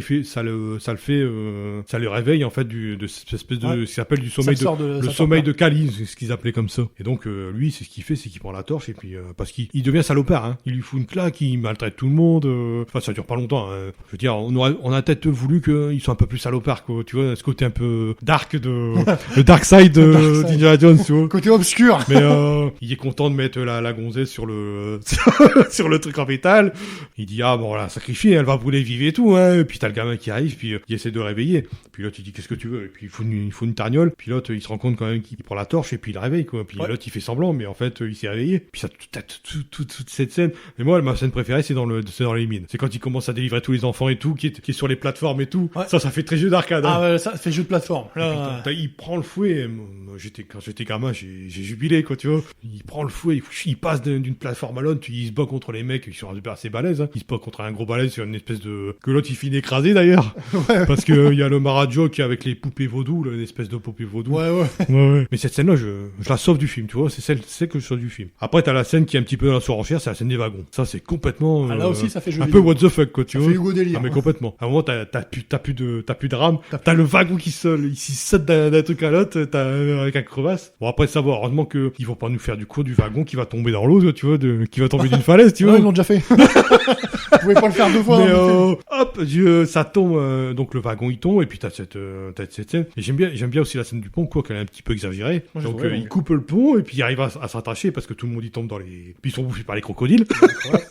Et puis il se bat avec le grand prêtre, là, Molaram. Et puis ils se battent pour les pierres. Et puis l'autre il récite son truc parce que ça allume les pierres. Et puis finalement comme l'autre ça. il tombe et puis il se fait bouffer par les Ouais, crocodiles. comme ça, il peut essayer d'attraper son cœur aussi. Ouais, c'est ça. Il essaye de lui arracher, quoi. Mais c'est Harrison Ford, y a pas de cœur. Moi j'aime bien ce côté avec le sabre et quand il se bat contre les gardes et tout. Ces combats-là, je les sauve du film. Mais sorti de là, bon après ça finit que il retourne au village et tout. Bon, il s'embrasse. Ouais, puis il libère tout le monde aussi. Ouais, donc une fin un peu plus positive que le premier film, quoi. Bah, une vraie fin. C'est-à-dire Ouais. que cette fois, tu vois, il rend les pierres, mais les pierres, en elles-mêmes, je suis pas sûr qu'elles aient un pouvoir magique annoncé, machin, tu vois. Il rend l'artefact du village qui permet, Ouais. je suppose, d'avoir une position assise sur le village, c'est-à-dire que comme il rend les esclaves, donc il rend les pierres, donc... Ouais, il délivre les enfants, ce qui est fort important aussi. Voilà, il délivre. Mais Je veux dire, il y a moins d'images... moi, je trouve qu'il y a moins d'images mystiques que dans le premier, ou dans le troisième, d'ailleurs. ouais, donc tu vas peut-être développer ton avis sur ce film. Pourquoi tu l'aimes moins que l'autre? Alors, Moi, je pense que j'ai quand même traduit le fait que des je trois- l'ai trouvé beaucoup moins bon que le premier. Ouais, exactement, Ouais. c'est ça le truc. Bah déjà, il y a plus la magie du personnage du premier, parce que C'est tu ça. connais déjà le personnage. Mm. Ensuite, la quête, elle est locale. Là, ça sauvera pas le monde, ça sauvera une C'est localité. vrai qu'on a que 2 pays, là. Hein. Et après, c'est très... là, l'humour colonial, il est bien insistant, tu vois. Là, c'est vraiment... Les bouffeurs de cervelle, quoi. c'est homme blanc sauver tribu, hein. C'est carrément ça. Ouais, hein. c'est ça. Ouais, on est les sauveurs. Par contre, ouais, il y a des bonnes scènes d'action, c'est pas à jeter. Ouais, il se trouve que le scénar est un peu faible. Ouais, puis t'as l'impression que des fois, il se pastiche lui-même Harrison Ford dans ce film. Je pense notamment à cette scène où il est face à 2 gardes. Il rigole, il veut dégainer, mais il n'y a pas de flingue. Ouais, puis il y a pas de flingue. Tu vois, mais apparemment, C'est une ça parodie fait du écho, premier. ça fait Ça écho fait à écho la au scène premier. du premier, quoi. Alors que c'est un film qui se déroule chronologiquement avant, tu Ah vois. bon, c'est le préquel. Ouais, donc c'est-à-dire que cette scène-là, elle aura une répercussion sur la suite, tu vois. Non, moi, il y a ce côté un petit peu qui me dérange, c'est que bon, il y a un gros pastiche, des scènes d'humour qui sont quand même dans la surenchère, vraiment, c'est trop des fois. Bon, après, le comic relief de 2001, il est bien dedans. Ouais. Mais sinon, la femme, tu te demandes ce qu'elle fout là, en fait. Ah non, mais c'est le pire. Je crois que c'est le pire de tous, hein, Ouais. l'actrice là. Ouais, je te dis, au moment où il voulait l'acheter dans la lave, c'est le seul moment où je dis, ouais. Non, mais vas-y, hein. Ouais, mais Même conscient, vas-y. reste là, quoi. Bon, après, elle gueule plus de trop, donc ça va. Après cette scène-là, elle est plus aussi, je vais dire, sirène hurlante que ça. On trouve plus de défauts dans ce film-là que dans le précédent, quoi. Bah après, voilà, déjà, t'as la magie en moins, puis j'ai l'impression qu'ils ont sorti un film pour faire une suite pour surfer sur le succès. Bon, ouais, tu Il y a penses pas- que il y a pas c'est plus une suite commerciale, quoi. À part je te dis, les passages en wagon, enfin, je sais pas, ou les Ouais. canoës, machin, il y a pas je trouve pas forcément de la nouveauté dans ce film-là, ce qui est pas du tout le cas dans le troisième. Dans le Ouais. troisième, il y a plein de nouveautés. Puis t'as l'impression d'avoir cet esprit de jeu d'arcade, tu sais, des fois. Ah ben, il y a un moment, tu te dis, c'est un jeu vidéo. il passe d'une plateforme, il va sur Soit un ils ont truc. commandé un jeu vidéo, Ouais. puis ils ont fait le film en fonction, Ce qu'il va y avoir, soit d'ailleurs. ils ont fait le film, puis ils ont dit, bon, mettez-moi ça en vidéo. Il faut des scènes d'action pour des plateformes, tu vois. Ouais. Mais elles sont bien faites, mais c'est Spielberg, donc déjà, tu vois qu'il y a la façon de filmer dans les scènes d'action. Mais bon, apparemment, Spielberg a quand même regretté de l'avoir fait, ce film. Il l'a dit lui-même, il Il faut dit bien payer ses impôts. le temple maudit, enfin, je pense que maintenant, il va dire, le crâne de cristal, tu vois. Je connais pas, faut que tu m'en parles.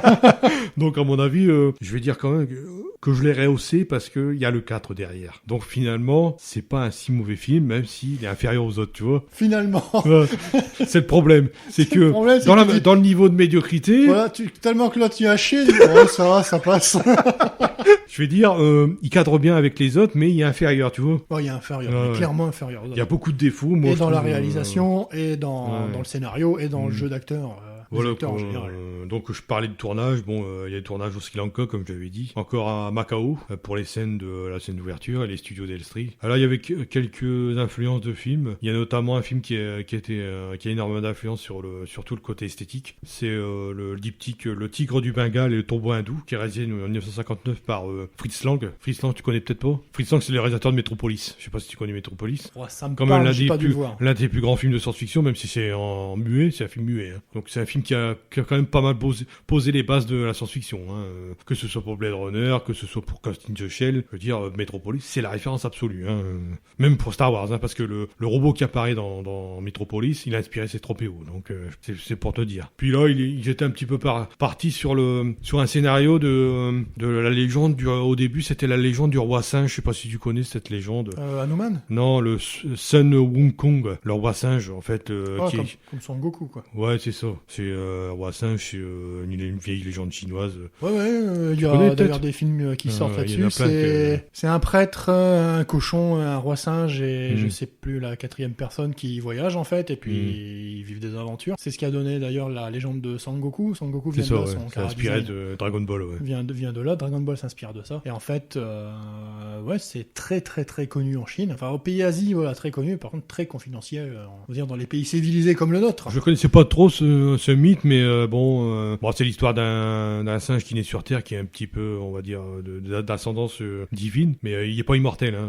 Donc à un moment, il se rend dans un palais où il y a le jardin des pêches d'immortalité. C'est d'ailleurs un scénario qui reviendra pour une piste pour le 3e film. Et donc lui, il est un petit peu arrogant et tout ça, et il finit quand même par retrouver un petit peu d'humilité parce qu'il doit travailler il doit se joindre à ce voyage dont tu parlais tout à l'heure, et il travaille pour le moine, et il connaît une certaine rédemption, quoi, finalement. Mais c'est super, ça a l'air d'être super intéressant comme mythe, hein, le roi singe. Voilà, quoi. Puis bon, je parlais un petit peu du 3e film, allons-y gaiement. Hein.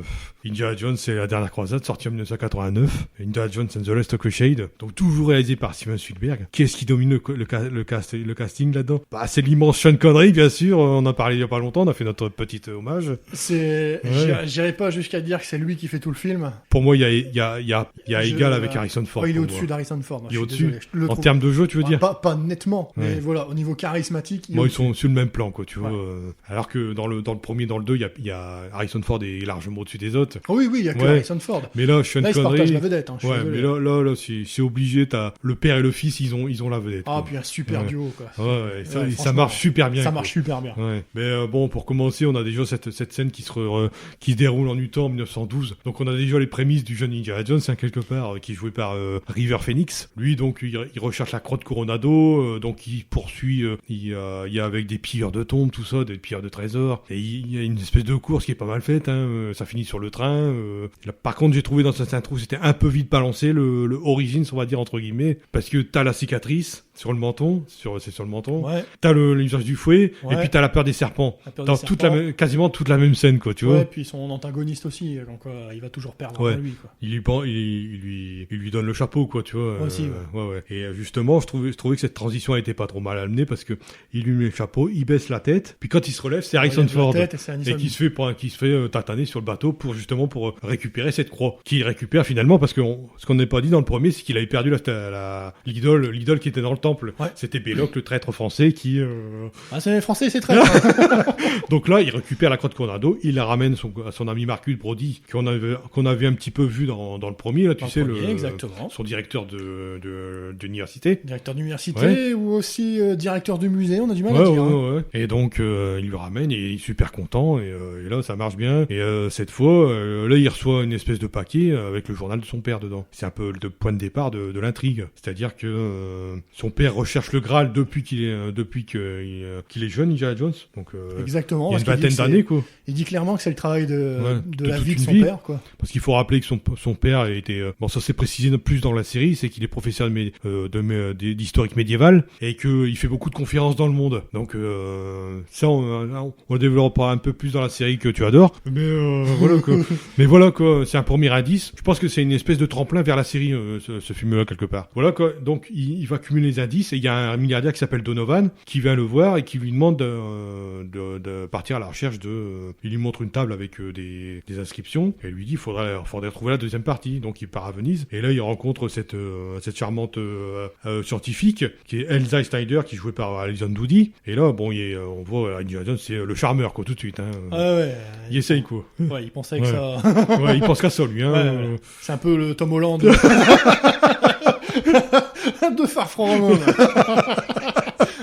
On va pas lui donner tort, hein, parce que c'est vraiment une belle femme. Et je veux dire, c'est que ils vont dans le musée, enfin dans la bibliothèque à Venise. Ils arrivent quand même à trouver l'indice. Il y a une expression qui dit un X n'a jamais marqué un endroit. Bah si, justement, là, le X marque l'endroit. Donc ils creusent, et puis ils vont dans les catacombes, et puis il y a toute une aventure avec des rats et tout. Exactement. Et puis ils arrivent quand même à trouver la tombe du chevalier. Ils décryptent et tout. Et puis il y a les fanatiques d'une secte, je sais plus de laquelle secte. Le nom de la secte, je saurais plutôt le dire. Qui veulent pas qu'ils trouvent le Graal.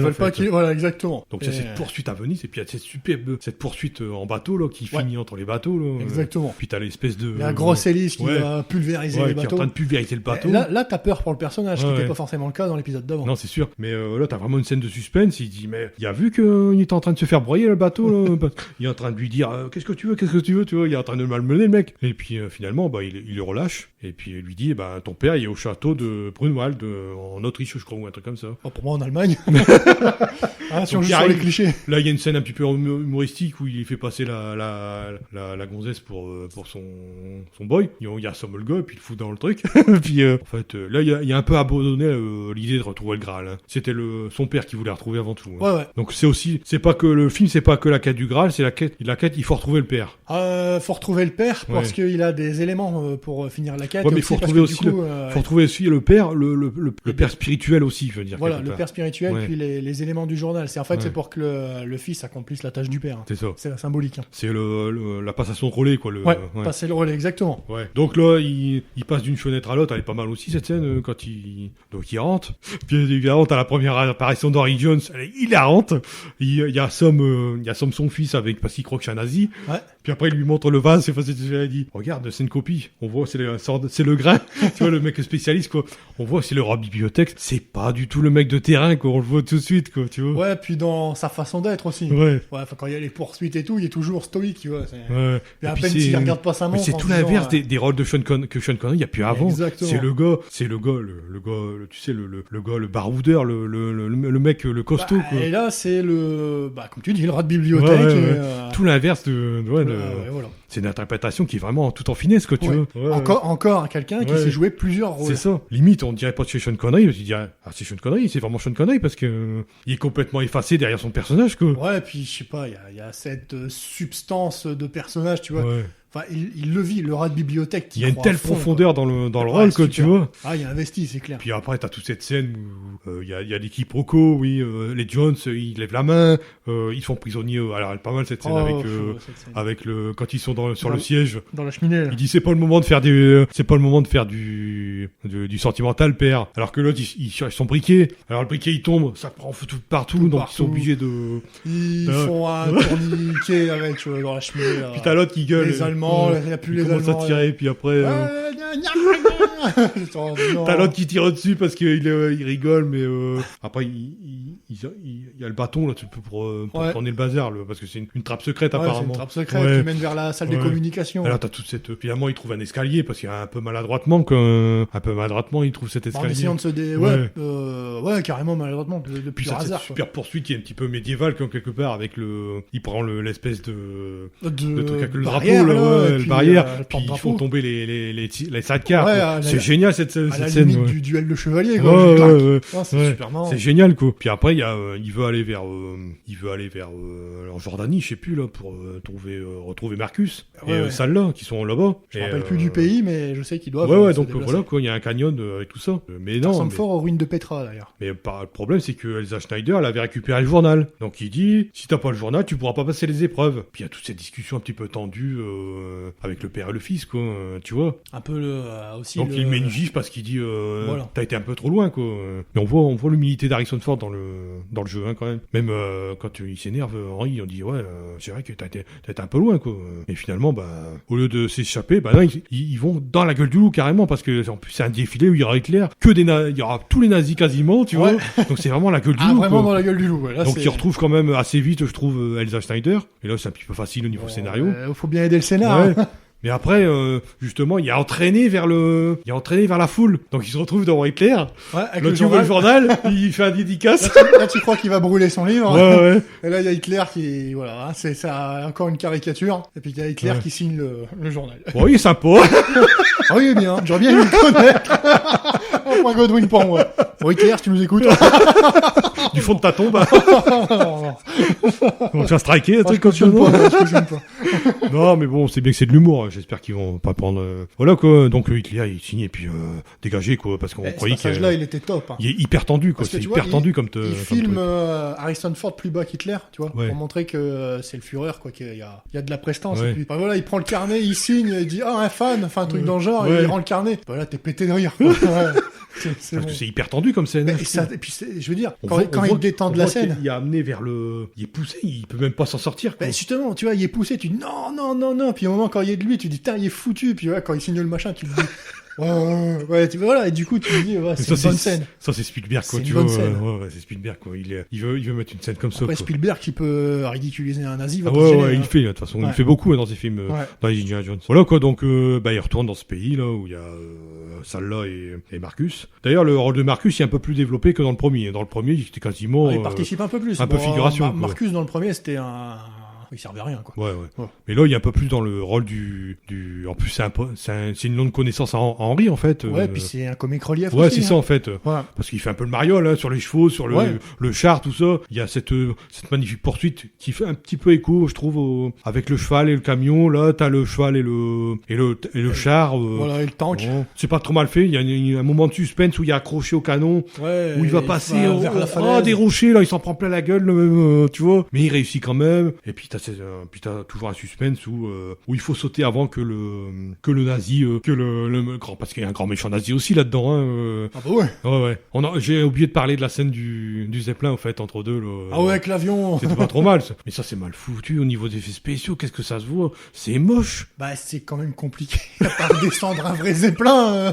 Non, mais je veux dire, t'as un arrière-plan avec le Zeppelin, et puis t'as la maquette de l'avion avec Henry et Indy. Ouais. Mais c'est moche au niveau des raccords et tout. Au niveau esthétiquement, c'est moche. Ouais, mal mais fait. c'est dur à tourner, hein, faut... J'ai trouvé, non, c'est une faute de goût, quoi, là, à la rigueur. Et puis t'as cette scène où il lui dit 10 heures, puis l'autre il regarde sa montre. C'est là, regarde sa montre. Mais c'est Excellent. un rat de bibliothèque, il doit Excellent, connaître. ouais. Enfin, je veux Et dire. après il tire, et puis, puis on a un gros problème. Il abat la queue de l'appareil. On Là, a un tu gros dis, problème. Indy, ils nous ont eu. C'est lui qui vient de dézinguer son propre appareil. C'est grave. C'est excellent, quoi. Puis après, il s'écrase. Là, c'est une de mes scènes préférées parce que ils sont vraiment acculés face à un avion il va les mitrailler, il va les tuer. Puis t'as Henry qui a un éclair de génie là-dedans, mais j'adore cette scène. Puis il commence à faire et puis t'as tous les avions, Tous les oiseaux. mouettes. D'ailleurs, j'ai la mouette là. T'as les mouettes qui rasent l'avion, t'as l'avion qui se casse la gueule. Puis là, t'as le regard vraiment affectueux d'Harrison Ford envers son père. Je sais pas si tu te souviens de cette scène. Ouais. Il dit, parce que t'as Henry, il fait Avec son parapluie. il dit, je me suis souvenu de Charlemagne, tu sais, un truc comme ça. Puis t'as Harrison Ford, tout qui passe dans le regard, il dit, c'est vraiment un homme extraordinaire, quoi. Tu vois, le truc affectueux, quoi. C'est vraiment une des plus belles scènes du film. Donc je reviens à cette histoire il tombe dans le... Là, c'est super mal fait aussi. Quand il tombe, il y a le nazi, là, on voit l'arrière-plan, c'est dégueulasse, je trouve. Ouais, je me rappelle plus trop, faudrait revoir la scène. C'est vraiment une scène qui dure 2 secondes, mais c'est vraiment mal foutu. Puis après, t'as le char qui se casse la gueule, on voit bien que c'est une maquette, mais bon, ça va pas, ça va. Je veux dire, il s'écrase, mais il explose pas, enfin, il se décortique pas, tu vois. C'est pas une belle explosion. Non, mais même, on voit qu'il part pas en morceaux, tu vois ce que je veux dire. Ouais. Donc, ça fait BOUM, et puis c'est un peu comme le cadeau dans le 2, quoi. C'est un peu une brique, hein. C'est ça, on dirait une brique. Donc après, il continue, puis il découvre que le temple du Graal, il est dans une espèce de falaise, quoi. C'est bien fait. Je pensais au temple de Petra. C'est un site qui est un Petra en Jordanie, justement. Exactement. Qui est taillé dans la roche, hein. Taillé dans la roche. C'est un sacré travail d'orfèvre, hein, quand même. Et donc, il rentre là-dedans, et puis il voit que ils en sont pas au premier essai, quoi. C'est-à-dire qu'ils envoient l'indigène. L'indigène de se faire couper la tête, quoi, quasiment. Mais c'est complètement ridicule, parce que s'ils en envoient 10, c'est qu'ils seront coupés la tête, comment ils vont faire? Ils vont en envoyer 30 comme ça. Ouais, mais c'est des méchants, les Allemands, hein. Alors, t'as Donovan, qu'on a découvert que c'est un traître, entre-temps. Puis t'as Elsa aussi, qui est du côté des nazis. Ouais, ça, tu le sais, parce qu'elle parle Ouais. en dormant, et les Ouais, deux, c'est ça, ouais. en gros, elle s'est fait les deux. Donc elle a couché avec tout le monde, apparemment. Ouais. C'est pas vraiment une scientifique, c'est plus une espionne. agent, ouais, une espionne. Ouais, c'est une espionne, en fait. C'est une Ouais. espionne. Ouais. C'est Black Et, Widow. Ça tombe bien qu'il se fasse prisonnier, parce qu'au moins, il y aura les indices dans le journal. Donc, Jazz aussi, non, j'irai pas. Et- Ouais, mais le problème, c'est que Donovan, il tire sur Henry. Exactement. Et donc, Et maintenant, il est obligé d'y aller. le compte à rebours est enclenché, on va dire. Ouais. Parce qu'il va mourir. Et donc, t'es obligé, il est forcément obligé. Donc, comme c'est qu'un malin, il va suivre les trucs. Puis là, c'est vraiment qu'il y a un énorme suspense, hein. Ouais, puis il y a un lien Après, faut psychique que tu entre vois. les deux, tu vois. Tu dis, qu'est-ce qui va arriver, quoi? Parce que le père, il arrive à voir ce qui arrive au fils, malgré qu'il soit pas avec lui. Ouais. Tu sais pas ce qui va arriver, il y a un énormément de suspense dans les épreuves, hein. Tu dis, qu'est-ce qui fait que l'autre il perd sa tête? Puis t'as deux gros trucs qui arrivent, donc il arrive à passer, il met la corde, enfin, je comprends pas, là, la corde elle est un peu usée, quoi. Donc apparemment le mécanisme il va quand même. Et après t'as les dalles, et là c'est un peu incohérent les dalles. Ouais, le truc de la foi, Ouais. où en fait c'est dallé, mais il y a que des pylônes sur certaines lettres. Donc lui il se plante de dalles, donc il a sa main. Ouais, Alors explique-moi pourquoi quand il se plante, il y a. Parce que Yahvé, ça commence par un J, pas par un I. Ouais, mais les dalles, elles sont sur un socle. Bon, enfin, tu vas me dire, je vais essayer de trouver des explications cohérentes à un film qui est fantastique déjà à la base. Ça va être compliqué. Ouais. Donc voilà, quand il tombe, et puis dans une scène coupée, justement, il se relevait, et puis il y avait une araignée qui le grimpait sur le dos. Mais bon. Donc ça, c'est la deuxième épreuve, il la passe, mais après, t'as l'épreuve du saut de la foi. Ça, c'est le pire, je trouve. Parce qu'il faut y aller hein, pour mettre ton pied, et puis il arrive à la quatrième. Enfin, il y a une quatrième épreuve. Ouais, une grande illusion d'optique, en fait, le saut de la foi, c'est tout. Hein. En fait, il y a juste à balancer quelques grains de sable. Il aurait pu commencer par là. Comme dans le premier, quand il met le sable dans le sac, là, tu sais. Exactement. Ouais. Et il arrive, et puis il y a le vieux chevalier qui a, je sais pas, 500 ans. Soit Perceval. Ouais, je sais plus, mais c'est un chevalier un croisé, quoi, un vieux croisé. Celui qui a trouvé le Graal. Qui doit le protéger, quoi. Puis il y a plein de peaux et tout, donc tu dois choisir entre tous. Puis c'est vrai que le choix est difficile. Hein. Ah, puis l'autre, il choisit. Puis l'autre, il arrive, hop.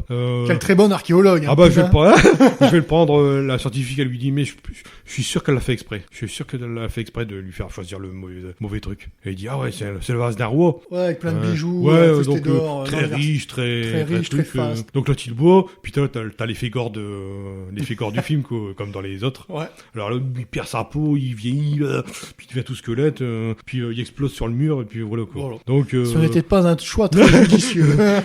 Il a bien mal choisi. Puis après t'as Indiana Jones, bien sûr. Bon, il peut pas mourir Indiana Jones, hein. Donc il dit, ouais, à mon avis, c'est pas une coupe qui doit être très riche. Il se dit voilà, ça a été récupéré et puis il devait être charpentier. Et du coup, il prend la coupe en bois. Donc il prend la plus simple quoi en fait. La coupe en bois. Ouais. Puis il blanche et puis tu as choisi judicieusement. Heureusement parce que tu serais mort. Donc voilà quoi. Puis mais le problème de la coupe, c'est que son champ d'action est t'es limité, immortel, mais dans il faut rester dans un ça ouais. Tu peux pas sortir du temple. Non, ce qui n'a aucun intérêt. En fait, c'était juste pour qu'il garde la coupe. Quoique le mec, il vieillit quand même pas beaucoup. Hein, je trouve pour un mec qui est immortel, il vieillit quand même. Mais bon, voilà quoi. En fait, c'était pour sauvegarder l'immortalité du gardien, c'est tout. Quoi. Ouais. Puis il faut dire aussi cette scène à la fin où la coupe elle tombe dans les limbes, on sait pas quoi. Ouais. Puis que Indy veut la choper, qui va crever comme la femme qui. Ouais, l'espionne qui voulait la rattraper. Ouais. Elle voulait aller jusqu'au bout. Elle est tombée. Elle lui dit je l'ai presque. Et là, c'est son père qui le sauve en disant. Henri. Laisse tomber. Indiana. En fait, il le ramène à la réalité. Indiana. Parce qu'il a rempli son objectif, il a soigné son père. Ouais, parce que c'est vrai qu'on l'a oublié de le dire, mais il l'appelait tout le temps Junior. Et ça, il déteste Indy, qu'on l'appelle Junior. Et pourquoi il s'appelle Indiana ? Ah ouais, ça c'est après la fin. Ouais. Pourquoi il s'appelle Indiana ? C'est le nom du chien. C'est le nom du chien. Et en fait, c'est vraiment le nom du chien de Lucas, en fait. C'est pour ça que il a pris ce truc-là. Et Indiana, c'est le. Ouais. Et voilà quoi. Donc il y a ça là qui se moque de Indy. J'ai des souvenirs très émouvants de ce chien. Donc après t'as cette espèce de scène iconique à la fin. De grand final. On est d'accord. C'est un grand final. C'était le final qu'on attendait quoi. Vers le soleil couchant à la Lucky Luke. Hein. Ouais. Voilà, l'histoire elle est finie, la trilogie elle est finie. T'as les 4 cavaliers qui partent vers le soleil couchant. Voilà, les 4 cavaliers. La mission est accomplie. On part au soleil couchant. C'est tout quoi. Puis il y a la réconciliation entre le père et le fils quoi. Ouais. Et puis il a compris l'œuvre de la vie du père, puis il a passé le relais à son fils, officiellement cette fois-ci. Voilà quoi, c'est un super final, et puis on n'avait pas besoin de ce quatrième, mais... Voilà, c'est tout pour les films Indiana Jones. on va passer aux jeux vidéo, et on revient à la série. Il n'y a rien d'autre à dire, voilà, c'est tout. Légèrement inférieur au premier, vraiment de peu quoi, tu vois. Oh, moi je préfère encore le troisième que le premier, mais... Ah ouais, t'as une préférence pour le troisième ? Je suis parti pris. À cause de Sean Connery ? À cause de Sean Connery. Ouais, moi je veux dire que j'ai une préférence pour le premier, et puis le 2, mais vraiment pas loin quoi, tu vois. Parce que le 2... Non, le 2, peut-être parce que le 3, il y a de la nouveauté grâce au père. Ouais, mais il y a l'esprit de la nouveauté. Il y a dans le premier, c'est vraiment une espèce de fraîcheur qu'il y a dans le premier, tu vois. Clairement, c'est l'inédit. Le premier, c'est inédit. Les Aventuriers de l'Arche perdue, d'ailleurs, qui a été renommé Indiana Jones, les Aventuriers de l'Arche perdue, parce qu'apparemment, il y en a qui faisaient la confusion, qui est complètement ridicule, mais bon. Mais voilà, quoi. Je crois que on est bien lancé, là, et puis on va faire une petite pause avant de reprendre sur ce triste 4e épisode. Non, il n'y a pas. Alors après, on va prendre sur l'univers dérivé, jeux vidéo. Donc on va couper là pour... Et on va se retrouver donc après pour vous parler du meilleur de... The besties. Le meilleur du troll, on va dire.